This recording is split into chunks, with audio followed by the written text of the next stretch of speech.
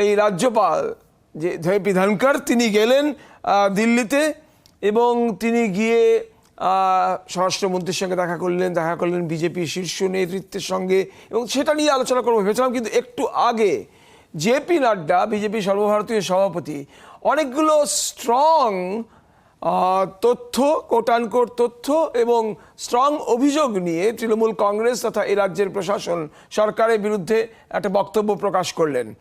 আমার তার মনে হলো যে, এবং আমরা বিরতির মধ্যে আমাদের অতিথিদের সঙ্গে কথা বললাম, বস্তুত এটাই অনেক বেশি প্রাসঙ্গিক হয়ে গেল। আমি শোভনদেব বাবু প্রথমে আপনাকে আমাদের সঙ্গে আরেকবার চারজনের সঙ্গে আলাপ করে নেবো। বিজেপি নেতা রাজলক্ষ্মী বসু আছেন তৃণমূল নেতা শোভনদেব চট্টোপাধ্যায়, আছেন সিপিআইএম নেতা সুজন চক্রবর্তী এবং আছেন গায়ক সিদ্ধার্থ রায়। আমরা সিধু বলেই গোটা বাংলার সমাজ, গোটা দেশের সঙ্গীত সমাজ তাদেরকে রাখছেন। আপনার চারজনকে স্বাগত জানাই। শোভনদেববাবু প্রথমে আপনাকে আসি।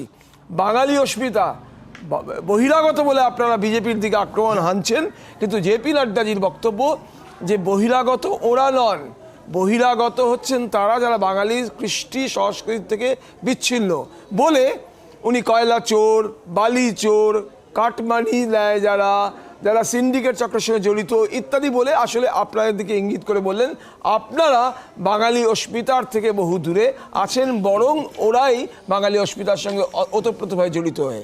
উত্তর প্লিজ।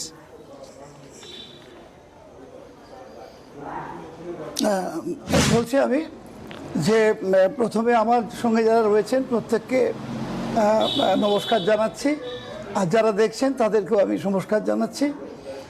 বিষয় হলো এই যেসব চোরেদের কথা বলছেন, আমি তো চেয়েছিলাম যে তুমি প্রমাণ করবেন যে কে চোর, কারা চুরি করছে, তাদের নামগুলো বলবেন। একটা সর্বভারতীয় সভাপতি আকাশে একটা বার্তা ছুড়ে দিলেন চোর বলে। আমি ছোটোবেলায় শুনেছিলাম যে আজকে যদি আমাকে কেউ চোর বলে দেয় তাহলে আমার দায়িত্ব হাত জোর করে সকলকে বলা আমি চোর নয়, আমি চোর নয়। নাড্ডা সাহেব সেই রাজনীতির সুযোগটা নিচ্ছেন। কিন্তু উল্টে আমি যদি জিজ্ঞেস করি, ভারতবর্ষের 28 জন ব্যবসায়ী হাজার হাজার কোটি টাকা নিয়ে নীরব মোদী, মেহুল চোকসিরা ভারতবর্ষ থেকে একদম সিম্পলি বেরিয়ে চলে গেল, যাদের মানে সোজা রাস্তা তৈরি করে দেওয়া হলো ভারতবর্ষের থেকে বেরিয়ে যাওয়ার। সরকার যদি সঙ্গে না থাকে, সরকারি প্রশাসন যদি সঙ্গে না থাকে, পুলিশ যদি সঙ্গে না থাকে, তাহলে এই ধরনের ব্যবসায়ীরা ভারতবর্ষ থেকে বেরিয়ে যেতে পারতো না। 28 জন বড় ব্যবসায়ী 10,000 কোটি টাকা থেকে 500 কোটি টাকা পর্যন্ত নিয়ে চলে গেল। তারা তো দেশের সর্বনাশ করে দিয়ে গেল, ব্যাংক সংকোচন করতে হচ্ছে। আজকে তারা এসে বলছেন যে আমরা এখানেতে চোর, সবাই চোর, আর সমস্ত সাধু লোকরা বসে আছেন। আমরা জানি কালো টাকা যেদিন ঘোষণা হলো, একবার খবর নিয়ে জানুন, নাড্ডা সাহেবকে বলুন যে সারা দেশে কালো টাকা বাতিলের ঠিক আগে এক সপ্তাহের মধ্যে কতগুলো সারা দেশে কতগুলো রাজ্যে কতগুলো পার্টি অফিস করার জন্য জমি কিনেছেন এই বিজেপি, এবং সেই টাকা কালো টাকাকে সাদা করার জন্য এটা ভারতবর্ষের মানুষ জানে। আমি আসবো শোভনদেববাবু আসবো আপনার কাছে। শোভনদেববাবু আসবো আপনার কাছে। রাজলক্ষ্মী বসু উত্তর দেবেন আপনি। অঞ্জন দা, সবাইকে শুভ সন্ধ্যা। কিন্তু আপনি যে প্রশ্ন করলেন আমার মনে হলো উত্তরগুলো একটু অন্যরকম ভাবে উনি দিলেন এখানে। তো আপনার প্রশ্নের জবাবে যদি বলি, এখন আমাদের পশ্চিমবঙ্গের সাংস্কৃতিক জায়গাটা ঠিক ওই জায়গাতে দাঁড়িয়ে আছে যখন যুক্তফ্রন্ট সরকার চলছিল, তখন অন্নদাশঙ্কর রায়ের খুকুও খোকা ওই কবিতাটাকে প্যারোডি করে যেটা করা হয়েছিল না, তোমরা যখন হুকুম দিয়ে চালাও বলি দুষ্টু বলে, বলছো না তো ব্যর্থ শাসন, অক্ষমতার দাও বিচার, তার বেলা। তো এইটা মনে হয় আবার রিপিট হচ্ছে, মানে হিস্ট্রি রিপিট ইটসেলফ। এইটা হচ্ছে এখন আমাদের পশ্চিমবঙ্গের সাংস্কৃতিক এবং রাজনৈতিক সংস্কৃতি। এইটা হচ্ছে এখন আমাদের পশ্চিমবঙ্গের সংস্কৃতি। যখন একজন মানে বিজেপি নেতা, আমি বলবো বিরোধী কর্মী, তিনি যখন যাচ্ছেন গৃহ সম্পর্ক অভিযানে চাকদাতে, তার হাত কেটে নেওয়া হচ্ছে এবং পুলিশ প্রশাসন কিছু করতে পারছে না। এইটা হচ্ছে এখন পশ্চিমবঙ্গের সংস্কৃতি। যখন নবান্ন অভিযান চালানো হচ্ছে তখন নির্বিচারে প্রথমবার বোধহয় পশ্চিমবঙ্গের ইতিহাসে, একমাত্র কাশ্মীরে একবার হয়েছিল, রং জল ছেটানো হয়েছে যা মানবাধিকারকে লঙ্ঘন করে। এইটা হচ্ছে এখন পশ্চিমবঙ্গের সংস্কৃতি, যেখানে উত্তরকন্যা অভিযানে ছড়রা গুলি চালানো হয়। এরকম অসংখ্য উদাহরণ দেওয়া যায়। এইটা হচ্ছে পশ্চিমবঙ্গের সংস্কৃতি। যখন 23শে মে 2020 ডায়মন্ড হারবারে অভিষেক ব্যানার্জি গেছিলেন তার নিজের কেন্দ্রে, মানুষজন তার উপর উষ্মা প্রকাশ করে, সেখানে সংঘর্ষ হয়। কারণ কি না, এখানে আমফানের ত্রাণ ঠিক করে বিলি করা হয়নি। আবার দেখলাম মানে 20 আগস্ট 2020 সেখানে সেই আমফানের ত্রাণ বিলি নিয়ে তৃণমূলের মধ্যে এমন গোষ্ঠীদ্বন্দ্ব, এটা জিতেই প্রকাশিত একটি খবর, সেখানেতে র্যাপিড অ্যাকশন ফোর্স পাঠানো হয়। অর্থাৎ দুর্নীতির জন্য একটি রাজনৈতিক দলের দুটো বা তিনটে গোষ্ঠীর মধ্যে ক্রমাগত দ্বন্দ্ব চলছে, এ অভূতপূর্ব। এবং আমরা প্রথমবার দেখতে পেলাম আমফানের দুর্নীতির সময় একটা রেকর্ড করলো পশ্চিমবঙ্গের তৃণমূল, সেটা হলো একজন ভদ্রলোক, তার 13 জন পুত্র, 13 জনের 13টা ফান্ডেন, তারা প্রত্যেকেই আমফানের ত্রাণ নিয়ে বসে রয়েছেন, এবং যার 2তলা 4তলা বাড়ি তিনি টাকাটা নিয়ে বসে রয়েছেন, আর যার মাথার উপর চাল নেই তিনি ত্রিপলটা পাচ্ছেন না। আমরা দেখতে পেলাম একজন মহিলা উত্তরবঙ্গ বলে ভুল হবে, মুর্শিদাবাদেতে তিনি যখন গেলেন যে একটুখানি ত্রিপলটা নেওয়ার জন্য, তাকে কুপ্রস্তাব দিলেন সেখানকার তৃণমূল স্থানীয় নেতা।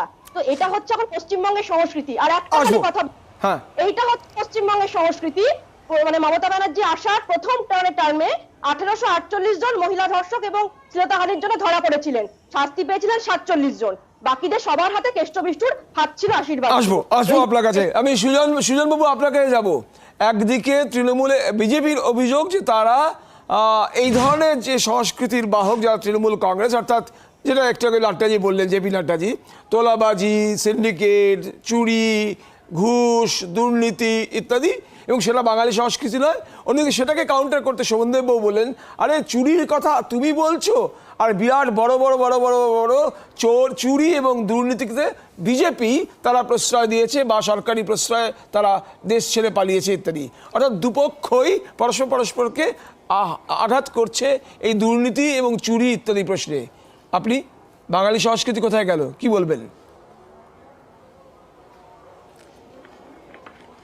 আমি আগে 3টে বাক্য বলিনি। আমি স্বাগত জানাচ্ছি সেই রকম কাউকে যিনি হেলিকপ্টারে চড়ে কৃষকের কাছ থেকে ধান সংগ্রহ করতে আসেন, হেলিকপ্টারে চড়ে কৃষকের বাড়িতে খান। এটা কিন্তু বাংলার কেন ভারতবর্ষের মানবিক সংস্কৃতি কোনোভাবেই না। আবার একই রকম ভাবে উনি আজকে এখানে বলার সময় বললেন পশ্চিমবঙ্গ সরকার বলছে মানুষের আয় বেড়েছে দ্বিগুণ, সেই সরকারের রিপোর্টেই বলছেন কৃষকের আয় বেড়েছে অন্তত 3 গুণ, যদিও সংখ্যা যা দেখাচ্ছেন তাতে দাঁড়ায় 6 গুণ। শ্রমিকের আয় বেড়েছে 2 গুণের বেশি, শ্রমিকের আয় 2 গুণের বেশি, কৃষকের আয় 3 গুণ অথবা 6 গুণ, মানুষের আয় বেড়েছে দ্বিগুণ।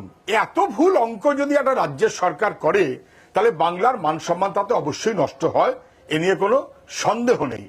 নাড্ডা সাহেব আজকে বুঝিয়ে দিয়েছেন যে আর শুধু 2-3টে মাস একেবারে যার যা চাই সব হবে। ত্রিপুরার বিজেপি সরকারের দিকে তাকান, উত্তরপ্রদেশের বিজেপি সরকারের দিকে তাকান, যাহা তৃণমূল তাহা বিজেপি।